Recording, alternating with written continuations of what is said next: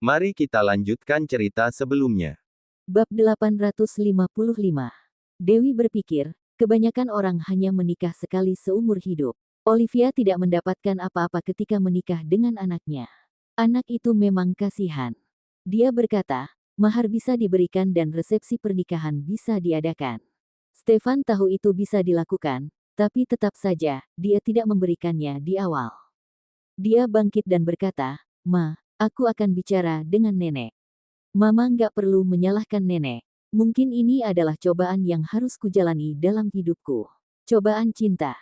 Hidupnya begitu mulus dari lahir sampai sekarang, tanpa satu kendala apapun. Tuhan tidak suka melihatnya, jadi Tuhan memberinya cobaan ini. Stefan, Mama tetap harus mengingatkanmu. Orang-orang terdekat Olivia sudah tahu siapa kamu sebenarnya. Sanak keluarga Olivia dan mantan suami kakaknya pasti akan mengganggumu terus. Kamu nggak boleh memberikan mereka bantuan hanya karena Olivia. Orang-orang itu licik dan suka memanfaatkan orang. Kalau diberi sekali, mereka akan datang lagi untuk kedua kali. Kedepannya, mereka akan memanfaatkan kamu terus.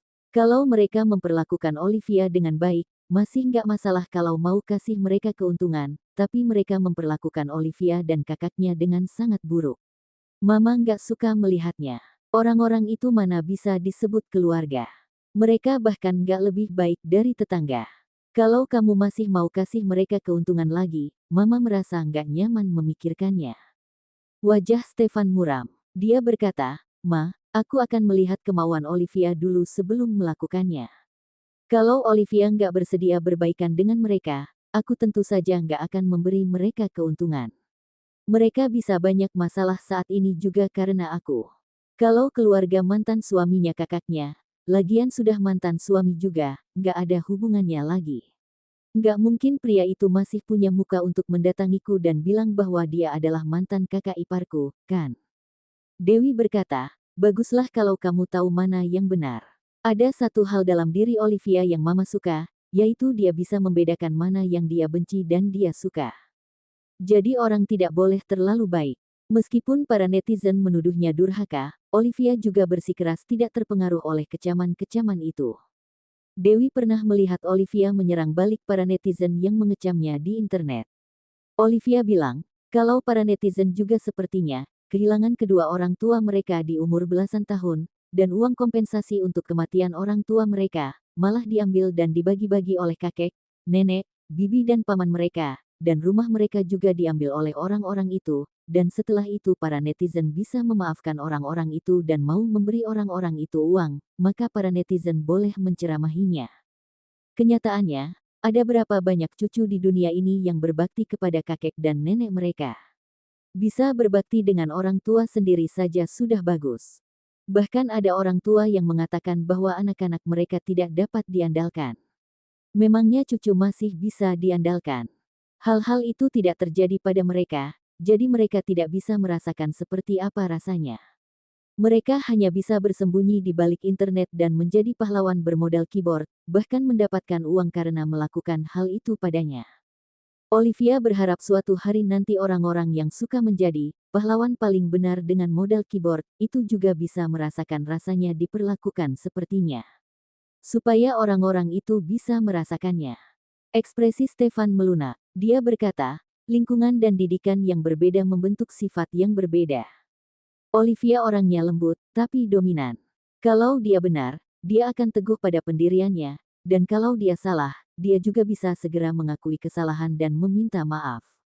Anak yang malang. Dewi merasa agak kasihan memikirkan lingkungan tempat menantunya dibesarkan.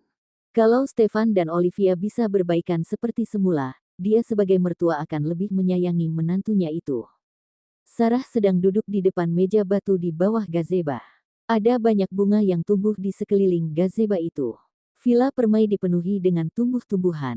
Kalau duduk di bawah gazeba, mereka bisa menikmati pemandangan bunga yang bermekaran. Stefan melangkah ke gazeba dan duduk di seberang neneknya, menghalangi pandangan neneknya yang sedang mengamati bunga. "Kakekmu juga suka begini dulu." Kalau nenek lagi menikmati pemandangan bunga, dia suka duduk di hadapan nenek. Dia orangnya tinggi dan besar lagi, jadi menghalangi pandangan nenek. Jadinya, nenek cuma bisa melihatnya dan nggak bisa melihat bunga. Stefan sangat mirip dengan kakeknya. Mirip dalam banyak hal. Gimana kalau nenek bicara dengan Olivia? Nenek bantu ngomong yang baik-baik tentangmu. Bab 856. Stefan mengerutkan bibirnya dan berkata, dia mau menenangkan diri. Jangan ganggu dia. Setidaknya, jangan sekarang. Sarah bergumam mengiyakan dan berkata, Stefan, nenek senang kamu bisa melepaskannya dan membiarkannya pulang ke rumah kakaknya. Kamu sudah ada kemajuan, nggak seperti sebelumnya yang terlalu mendominasi dan memaksanya untuk tinggal. Kamu mengerti kapan harus melepaskannya dan tahu kamu harus memberinya ruang dan kebebasan. Itu hal yang bagus. Ekspresi Stefan muram. Nenek akan pergi menemui Olivia 2 hari lagi, bukan untuk membantumu mendapatkan maaf darinya. Nenek yang mau meminta maaf padanya, karena nenek yang berbohong terlebih dahulu padanya. Stefan mendengus dingin. Mereka, nenek dan cucu, sama saja. Apa rencanamu selanjutnya? Menurut nenek, apa yang harus aku lakukan? Stefan bertanya balik. Sarah tersenyum, mengulurkan tangannya untuk menyentuh wajah tampan cucu pertamanya dengan penuh kasih, lalu mengetuk kepala anak itu dan berkata, kamu punya otak, coba pikirkan sendiri. Pahami dan sadari sendiri pelan-pelan. Mencintai seseorang bukan hanya sekedar jatuh cinta pada orang itu. Kamu harus belajar memahaminya, mempercayainya, dan menoleransi segala hal tentangnya. Mamamu sering mengeluh pada nenek dan kakek, bilang kami mengajarimu segalanya, tetapi nggak mengajarimu bagaimana mencintai seseorang. Kami nggak pernah kepikiran. Ketika kami menyadarinya, kamu sudah dewasa kamu tahu, nggak? Sebelum kakekmu meninggal, dia masih mengkhawatirkanmu. Yang dia khawatirkan adalah apakah kamu akan menikah. Kamu dari dulu orangnya dingin dan nggak berperasaan. Sejak kamu remaja, ada begitu banyak gadis yang menyukaimu, tapi kamu bahkan nggak mau berbicara dengan mereka. Setelah kamu dewasa, kamu selalu bepergian dengan sekelompok pengawal setiap harinya.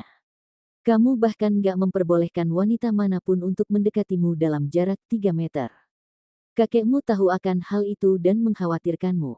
Sebelum meninggal, dia hanya bisa meminta nenek untuk mengingat kekhawatirannya. Sebenarnya, nenek juga percaya tahayul. Setelah bertemu Olivia dan menanyakan kapan ulang tahunnya, nenek diam-diam menggunakan tanggal lahir kalian untuk melihat apakah kalian cocok. Ramalan mengatakan kalian berdua ditakdirkan untuk menikah dan hidup sebagai suami istri selamanya. Karena itulah, nenek nggak peduli dengan pendapat semua orang dan menggunakan segala cara untuk menyuruhmu untuk menikahi Olivia. Stefan diam saja. Peramal mana yang meramalkan itu? Cukup akurat. Ramalan orang itu cukup akurat. Benar, kan? Kamu dan Olivia jadi punya perasaan terhadap satu sama lain. Meskipun sekarang lagi ada masalah, nenek percaya kamu bisa menyelesaikannya. Susah sedikit nggak apa-apa. Setelah masalah ini berlalu, kalian akan bahagia. Stefan masih diam saja dengan ekspresi datar. Dia sangat merindukan Olivia sekarang. Mereka baru berpisah selama beberapa jam, tapi dia sudah berharap bisa pergi ke rumah kontrakan kakak iparnya untuk menjemput wanita itu. Namun, dia tidak boleh melakukannya. Dia masih harus menahannya. Dia harus membiarkan Olivia tinggal di rumah kakaknya selama beberapa hari. Dia tidak boleh menghubungi wanita itu kalau wanita itu tidak berinisiatif untuk menghubunginya. Dia tidak boleh mengganggu wanita itu. Kalau dia mau melihat wanita itu, dia hanya bisa melakukannya secara diam-diam dan dari jauh. Kalau begitu, kalau Olivia tidak kunjung menghubunginya, apa dia juga tidak boleh menemui wanita itu? Tentu saja tidak. Dia akan pergi mencari wanita itu besok. Tidak, nanti. Kalau dia tidak muncul di hadapan wanita itu, bagaimana kalau wanita itu melupakannya? Stefan, Olivia orangnya keras kepala. Tapi, dia bukan berhati batu. Nenek yakin kamu bisa membujuknya untuk pulang ke rumah. Bab 857. Sarah menepuk pundak cucunya dan berkata, semangat. Nenek mendukungmu untuk membujuk istrimu kembali. Stefan berkata, Nenek, aku mendengar ada sedikit sindiran dalam kata-kata nenek ini. Sarah mengerjapkan matanya dan tidak mengakuinya, memangnya apa? Untuk apa nenek menyindirmu? Aku dulu pernah bilang kalau aku nggak akan membujuk istri. Oh, kata-katamu itu, kalau kamu nggak mengungkitnya, nenek sudah lupa. Tapi, bukannya kamu memang sering menjilat ludahmu sendiri. Apapun itu, kamu memang sudah sering menjilat ludah sendiri. Stefan terdiam. Nenek ini memang nenek kandungnya. Setelah beradu mulut dengan neneknya, dan mendengar neneknya menceritakan sesuatu yang tidak dia ketahui sebelumnya, Stefan mengerti mengapa neneknya bersikeras untuk menyuruhnya menikahi Olivia. Pertama, karena pesan kakeknya sebelum meninggal. Kedua, karena peramal yang dia tidak ketahui itu, yang bilang bahwa dia dan Olivia ditakdirkan untuk menjadi suami istri dan hidup bersama selamanya. Karena itulah, neneknya jadi mati-matian mengusahakan pernikahannya dengan Olivia. Sekarang, tentu saja, Stefan berterima kasih pada peramal itu. Kalau dia tidak jatuh cinta pada Olivia, dia yakin dia akan menghancurkan reputasi peramal itu. Di sisi lain, setelah meninggalkan villa Stefan bersama kakaknya, Olivia pulang ke rumah di Lotus Residence terlebih dahulu. Dia ingin mengemasi semua barangnya dan membawanya pergi. Setelah memikirkannya, dia akhirnya hanya membawa beberapa setel pakaian untuk baju-baju ganti ketika tinggal di rumah kontrakan kakaknya nanti. Olivia tidak membawa kucing dan anjing peliharaannya pergi, jadi dia menelepon Bilesti dan meminta Bilesti untuk datang dan mengembalikan hewan peliharaan itu kepada Stefan, yang memberi hewan-hewan itu kepadanya. Ketika Bilesti membawa hewan-hewan itu ke tempat Stefan, Stefan memandangi 3 hewan peliharaan yang gemuk itu untuk waktu yang lama, lalu berkata kepada Bilesti, Olivia nggak punya waktu untuk merawat mereka. Bilesti, Bibi juga sudah sering merawat mereka. Bibi yang bertanggung jawab untuk merawat mereka sampai Olivia kembali, ya. Selain itu, tolong rawat baik-baik tanaman yang ada di balkon. Semuanya tanaman kesukaan Olive. Bilesti mengiyakan dengan sopan. Ketika Bilesti hendak membawa hewan-hewan itu pergi, Stefan berkata lagi, jangan kasih clue makan terlalu banyak. Dia sudah bulat seperti bola. Bilesti berkata, oke, sebenarnya, semenjak hewan-hewan ini diberikan pada Olivia, Bilesti yang selalu merawat mereka hampir setiap harinya. Bilesti pikir, hewan-hewan ini diberikan oleh dan Stefan pada non Olivia sebagai hadiah jadian mereka, jadi dia harus merawat hewan-hewan ini dengan baik. Namun, hewan-hewan ini jadi terlalu gemuk dan bulat. Sekarang dan Stefan jadi tidak suka melihatnya. Olivia tidur seharian di rumah kontrakan kakaknya. Odelina tahu suasana hati adiknya sedang tidak baik, jadi dia tidak mengganggu adiknya itu. Dia membiarkan adiknya bermalas-malasan di rumahnya.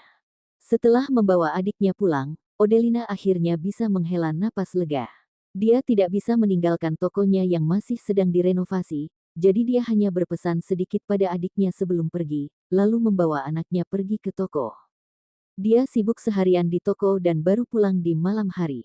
Tak disangka, dia melihat Roni di gerbang kompleks. Dia sedang mengendarai motor listriknya, dan merasa ingin menabrak pria itu. Jangan menatapku seperti sedang melihat musuh. Aku datang untuk memberitahu kamu sesuatu. Roni tidak suka bagaimana Odelina memperlakukannya sekarang. Dulu, Odelina sangat baik padanya. Meskipun mereka sudah bercerai, mereka pernah punya anak bersama. Apa wanita ini harus memasang ekspresi dingin setiap kali bertemu dengannya? Ada urusan apa? Odelina bertanya dengan dingin. Bab 858.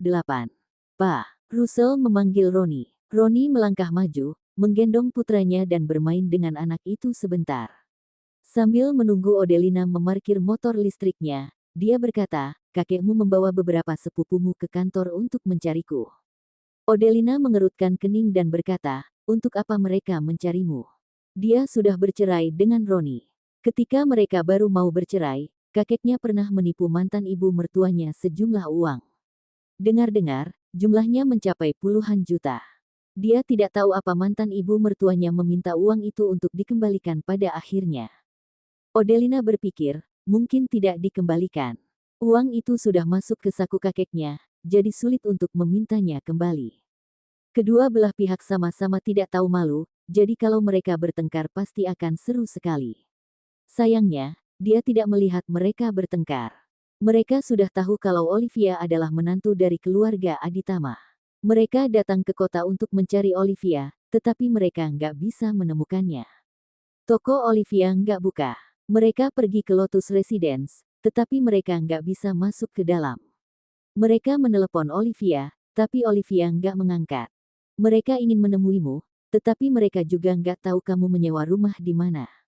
Jadi, mereka datang ke kantorku untuk menemuiku. Istri baru Roni jadi salah paham. Dia jadi harus berusaha sedikit keras untuk membujuk Yeni yang marah. Yeni paling tidak suka kalau dia masih berhubungan dengan Odelina. Kamu memberitahu mereka kalau aku tinggal di sini. Roni mengamati wajah putranya yang putih kemerahan. Dia bisa melihatnya, Odelina merawat putra mereka dengan sangat baik. Dia menjawab dengan datar, aku nggak memberi tahu mereka. Aku hanya bilang kita putus kontak setelah bercerai, jadi aku nggak tahu kamu menyewa rumah di mana. Orang-orang itu juga pasti datang bukan dengan niat yang baik. Roni sih tidak peduli kalau Odelina diganggu oleh keluarganya, tapi dia takut orang-orang itu anak mengganggu Odelina sampai memengaruhi kehidupan putranya. Dua kakak sepupumu itu punya sedikit koneksi. Mereka cepat atau lambat pasti akan tahu kamu tinggal di mana. Kalau mereka datang mencari masalah, kamu antar Russell ke rumahku. Jangan sampai mereka membuat Russell takut. Roni sudah lama berhubungan intim dengan Yeni, tapi Yeni masih belum hamil sampai. Sekarang ibunya sudah sering mengomel padanya, bilang kalau Yeni tidak bisa beranak. Roni agak kesal mendengar perkataan ibunya. Dia dan Yeni baru berapa lama menikah? Bukan 10 tahun. Kalau Yeni masih belum hamil setelah 10 tahun menikah, itu baru namanya ada masalah. Namun, ada juga orang yang baru hamil setelah belasan tahun bahkan puluhan tahun menikah. Ada seorang bibi tukang bersih yang bekerja di kantornya. Bibi itu menikah ketika masih berusia 19 tahun, tapi masih belum hamil sejak menikah. Dia telah mencoba semua jenis obat tradisional, tetapi tidak ada gunanya. Dia dan suaminya akhirnya menyerah dan memungut satu anak perempuan yang dibuang oleh keluarganya. Setelah membesarkan anak itu selama beberapa tahun, dia mengadopsi seorang anak laki-laki lagi. Keluarga kandung anak laki-laki itu punya banyak anak laki-kali, jadi anak laki-laki tidak dianggap berharga di keluarga mereka. Jadi, mereka memberi anak yang bungsu ke orang lain. Namun, 20 tahun kemudian, ketika bibi tukang bersih-bersih itu berusia 39 tahun, dia hamil. Dia bahkan tidak tahu dia hamil, karena dia sudah lama menyerah untuk mencoba. Perutnya terus membesar setiap harinya. Dia mengira dia mengidap penyakit parah, menangis dan bilang pada suaminya kalau dia akan mati. Suaminya membawanya ke dokter. Dokter mengatakan bahwa dia hamil. Dia sendiri hampir tidak percaya, dia sudah menikah sejak berusia 19 tahun, tapi baru mengandung seorang anak di usia 39 tahun. Ketika anak perempuan kandungnya lahir, anak perempuan yang dia pungut sudah menikah. Anak angkatnya yang laki-laki juga sudah SMA. Kedua anak angkatnya itu sangat berbakti padanya. Beberapa tahun setelah putri kandungnya lahir, suaminya meninggal dunia. Kedua anak angkatnya yang membantunya membesarkan putri kandungnya. Sekarang, satu keluarga mereka hidup dengan bahagia. Dia tidak perlu mengkhawatirkan biaya sekolah putri kandungnya, karena anak angkatnya adalah siswa yang berprestasi dan pandai mencari uang. Saat masih kuliah, anak laki-lakinya juga sudah menghasilkan banyak uang, putranya bisa merawat putri kecilnya, jadi dia tidak perlu khawatir. Dia tidak ada kerjaan di rumah, jadi dia mencari pekerjaan sebagai tukang bersih-bersih, untuk menghabiskan waktu luang sambil mendapatkan uang jajan lebih. Tentu saja, Roni tidak ingin dia dan Yeni baru memiliki anak setelah 20 tahun menikah. Orang tua dan kakaknya memang sudah tidak menyukai Yeni dari awal.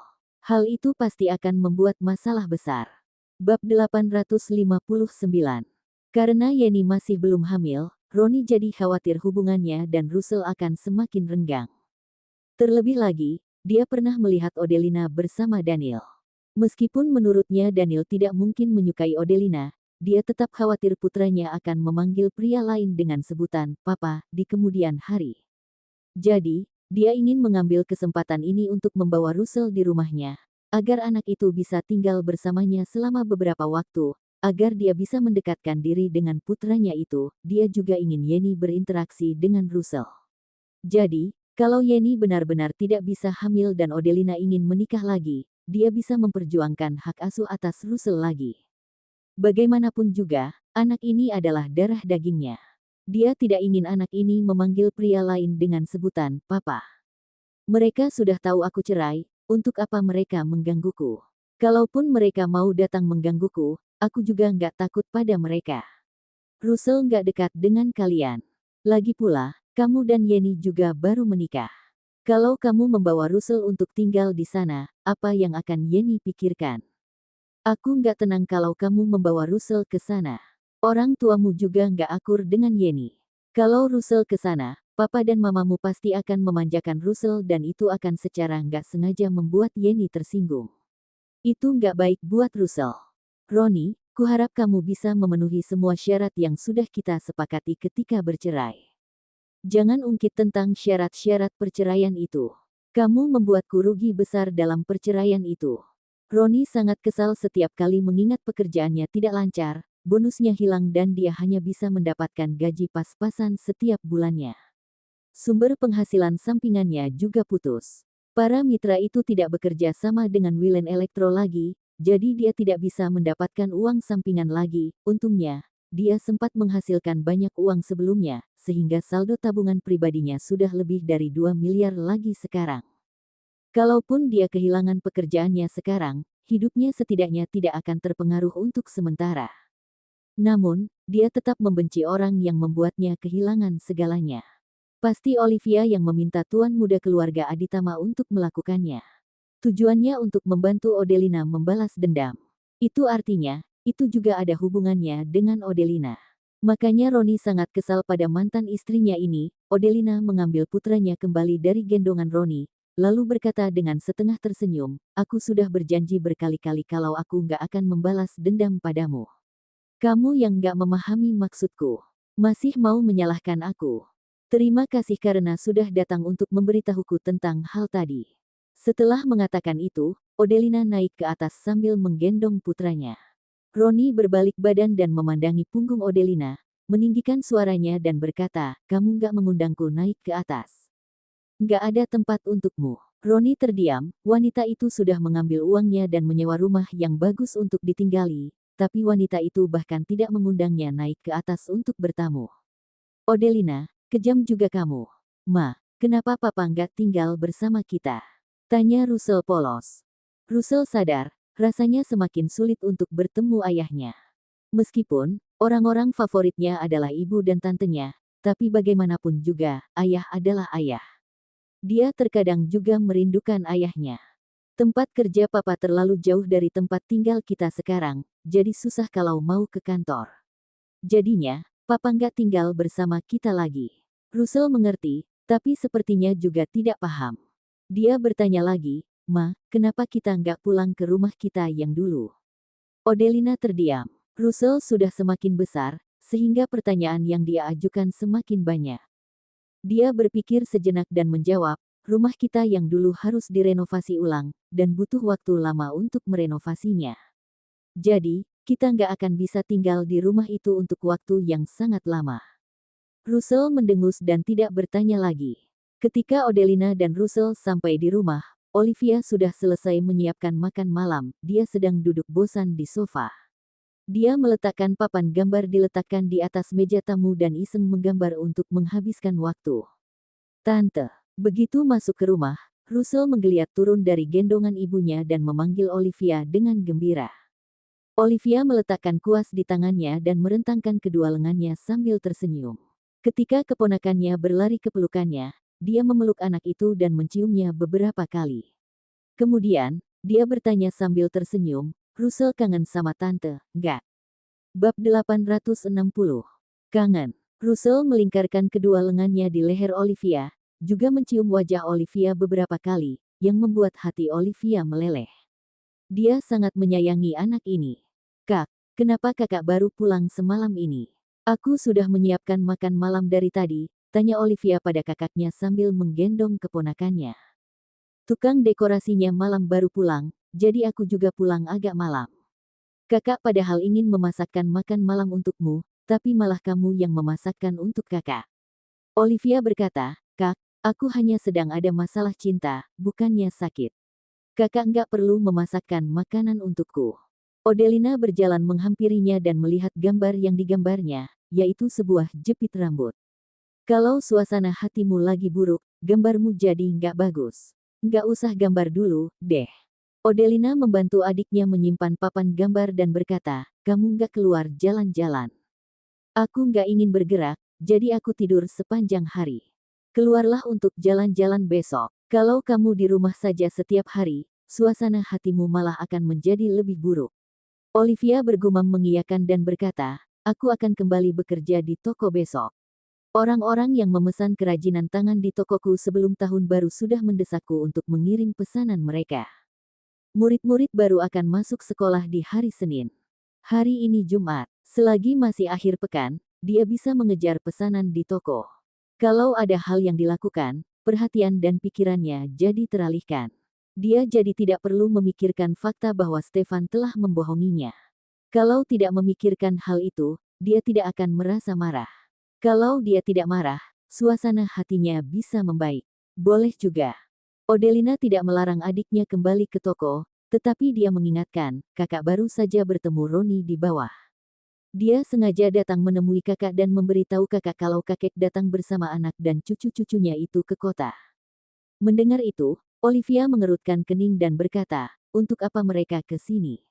Setelah mengetahui Stefan adalah tuan muda keluarga Aditama, mereka mengira aku ini menantu keluarga Aditama, jadi aku punya uang yang sangat banyak yang bisa diberikan pada mereka.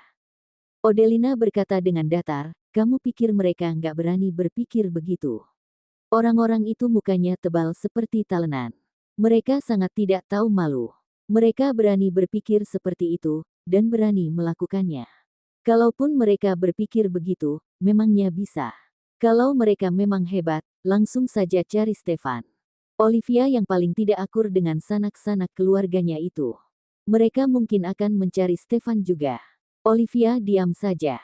Apa mereka berani meminta uang kepada Stefan? Olivia juga tidak yakin. Pekerjaan dan bisnis mereka nggak berjalan dengan lancar sekarang. Setelah mengetahui identitas Stefan, nggak mungkin mereka nggak akan mencari Stefan untuk minta uang. Olivia berkata dengan suara dingin, kalaupun mereka menganggur atau bisnis mereka nggak lancar, tabungan mereka kan juga nggak sedikit. Kualitas hidup mereka nggak akan terganggu dalam waktu dekat. Mereka selalu berpikir untuk meminta uang pada kita. Berani sekali mereka. Uang sendiri tidak mau dipakai. Memang kita utang sama mereka. Uang yang aku dapatkan setelah bercerai saja mereka mau juga. Mereka meneleponku untuk meminjam uang, loh. Tapi, aku tolak.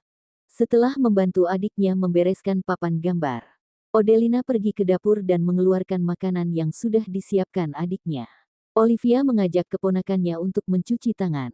Beberapa menit kemudian, ketiganya pun duduk di meja untuk makan. Russell sudah bisa makan sendiri sekarang. Meski meja akan penuh dengan nasi yang berserakan, Odelina tetap membiarkannya makan sendiri. Russell akan mulai masuk TK pada bulan September. Ting tong. Bel pintu berbunyi. Kak, aku saja yang buka pintu. Olivia meletakkan mangkuk dan sendok garpunya dan berkata, kurasa mereka mungkin sudah menemukan tempat ini. Cerita bersambung.